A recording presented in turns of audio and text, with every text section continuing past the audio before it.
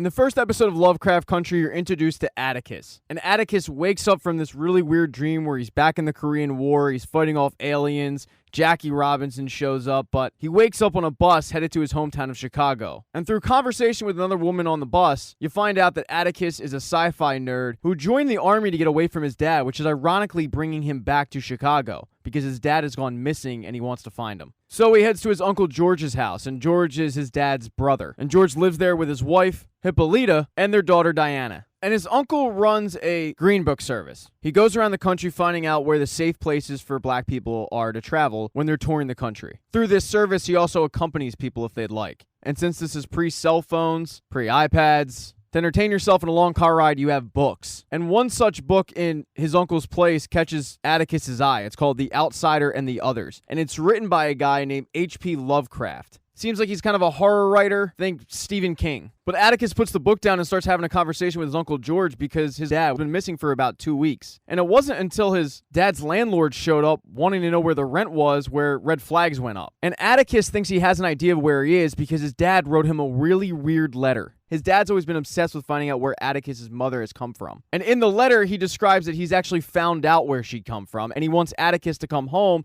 so they can travel there together. In the letter, it says that he has a secret legacy and this birthright that's been kept from him. But the weirdest part about the letter is the fact that he wants him to go to Lovecraft Country, because apparently his mother is from Arkham, Massachusetts, but upon further review, you find out it's actually Ardham, Massachusetts. So his uncle's going to look into these areas, and in the meantime, Atticus heads to a local bar where his dad frequented. And he talks to the owner, who tells him that the last time he saw him was about 2 weeks ago when he left with some white guy. The guy was really well dressed, and he drove a really fancy car, a silver sedan. Upon getting this information, though, Atticus leaves because that night they're having a block party. And at the block party, they have a local singer named Ruby who's very popular with the crowd, and her sister shows up named Letty, and it seems like the two are a duo, and they're pressured to sing together, and they do that. But afterwards, Ruby wants to know what the hell Letty's doing there, figuring that she's just there for money. But Letty says, no, I just need a place to stay for a couple of days. And it seems like there's bad blood between the two because Letty skipped out on their mother's funeral. She missed it completely. And she also seems to think that she's too good for some of the jobs that are available to her. Now, Atticus goes home to find his uncle, who has located a map. And he tells him that it's going to be difficult to find Ardham because the last mention of it was 2 centuries ago. And where it was is near this place that's now called Devon County. So while Atticus wants to go alone, his uncle says, no, I'm coming with you. I was heading out on a guide trip anyway, and Devon County would be a good addition to the book. And since it's his car, Atticus can't really put up much of a fight.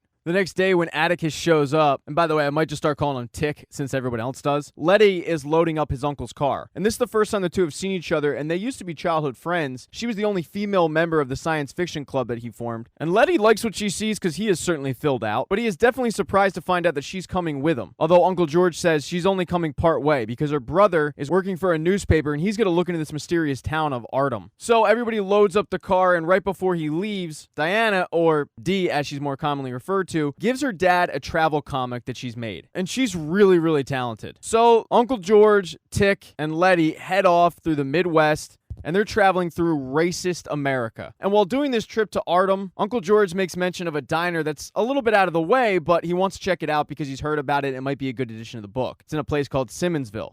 And as they're driving in, they're getting dirty looks from the fire department. But they keep driving and they find the diner. The issue is the diner has changed names. And when they walk in, there's 2 white people there, one of them working, and neither of them look happy to see 3 black people walk into the establishment. And even though it feels like they shouldn't be there, Uncle George says, no, we have every right to be here. Hell, Tick, you served the country. So the waiter, who looks terrified, doesn't really know what to do and gives them menus, but then heads off to the back. But when Letty heads to the bathroom, she overhears the waiter, who's on the phone with the owner, saying he doesn't really know what to do. And he hasn't served him yet after what the owner apparently did to the old owner of the place. And right at about the same time, Tick has noticed that the entire place is painted white, and the White House was painted white after a fire. And when he moves one of the floor tiles, he sees that the entire place has been charred. And at the same time, Letty screams, we gotta get the hell out of here. They race off in their car as the local fire department are shooting at them in a high-speed chase. And Letty's doing a great job evading them when all of a sudden this silver fancy car gets in between them